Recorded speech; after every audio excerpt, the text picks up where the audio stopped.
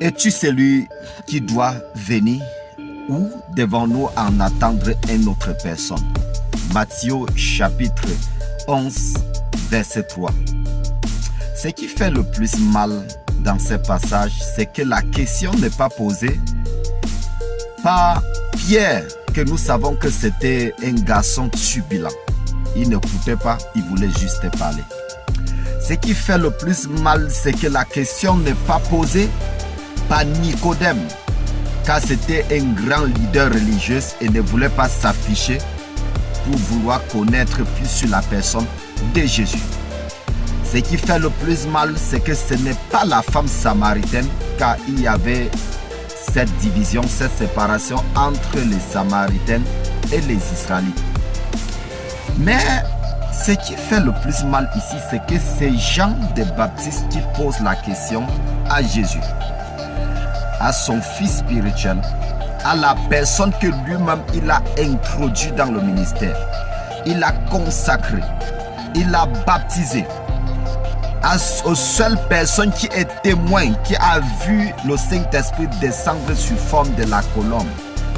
Mais qu'est-ce qui s'est passé? Jusqu'au point où Jean le Baptiste peut déjà douter si Jésus est celui qu'on attendait ou on devrait attendre une autre personne. Tu sais, ce qui te fait le plus mal souvent n'est pas ce qu'on te fait, n'est pas ce qu'on dit de toi, n'est pas les choses qu'on fait contre toi, mais ce sont les personnes qui le font. Ce sont les gens cachés derrière ces choses. Ce sont les gens que tu le considérais tellement.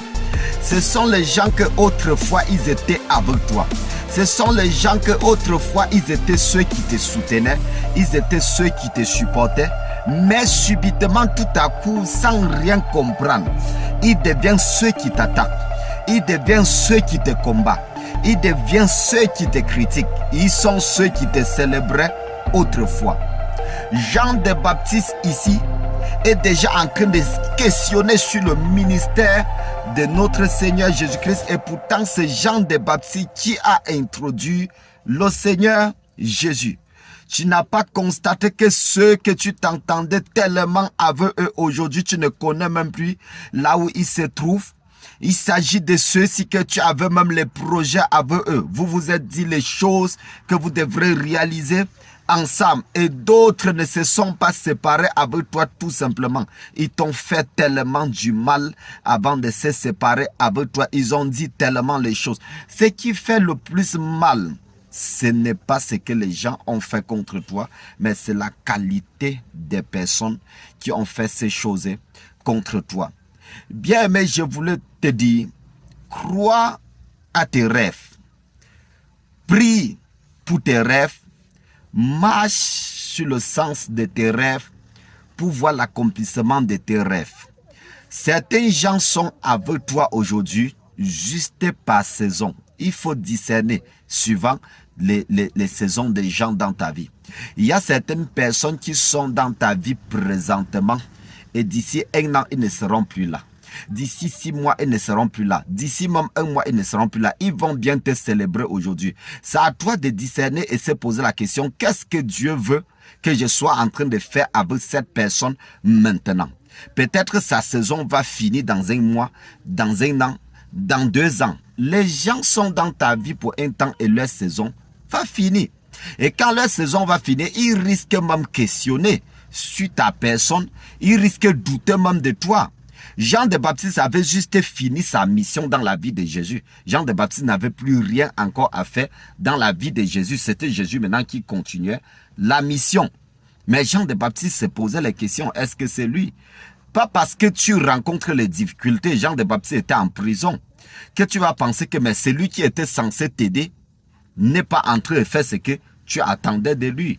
Parce que certains d'entre vous, tu as commencé à cultiver la haine envers une personne parce que les difficultés que tu rencontres, tu avais l'impression que c'est celui-là qui doit t'aider. Il ne va pas toujours t'aider. Le Seigneur Jésus peut être ton aide.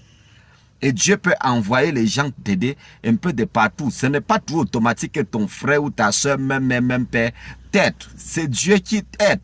Donc il faut accepter, il faut qu'on accepte cette vérité que il y a les gens qui ne vont pas toujours demeurer avec nous. Il y a les gens qui vont nous quitter.